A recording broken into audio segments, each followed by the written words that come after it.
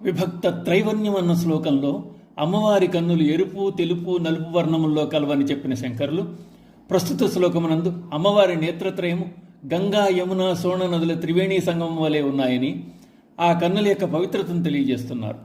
పవిత్రీకర్తుం నః పశుపతి పరాధీన హృదయే దయామిత్రైర్నేత్రే అరుణధవలశ్యామ రుచిభిః నదః సోణో గంగా తపనతనయేతి ధ్రువమముం త్రయాణాం తీర్థానాం ఉపనయసి సంభేదమనఘం.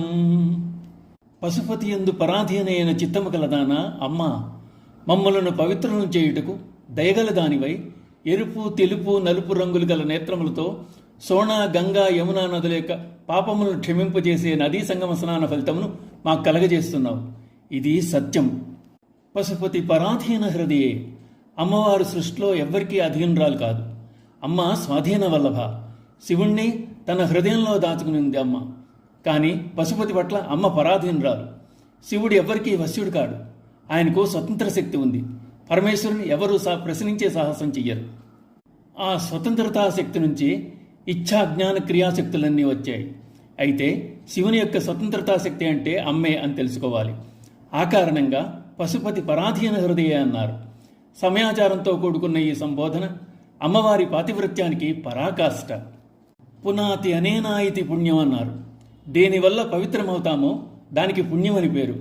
ముఖ్యంగా త్రివేణీ సంగమంలో స్నానం చేస్తాం.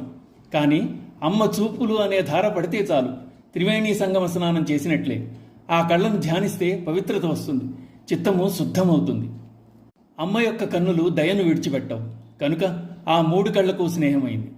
దైకుమిత్రులైన ఆ మూడు కళ్ళు అరుణ ధవళ శ్యామ అనగా ఎరుపు, తెలుపు, నలుపు వర్ణములతో ఉన్నాయి. అమ్మవారి కనులలో మూడు రంగులు, మూడు నదులను తెలియజేస్తున్నాయి. అవి సోణ, గంగా, యమునలు.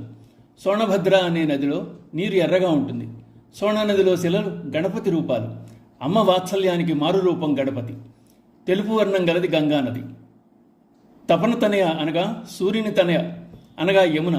యమున నల్లనిది.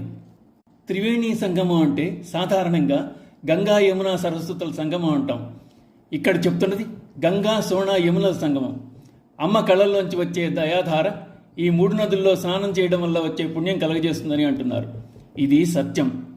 అమ్మ, ఈ విధంగా నీ మూడు కళ్ళు మూడు నదుల వలె నన్ను పవిత్రము చేయుగాక అంటున్నారు శంకర భగవత్పాదులు.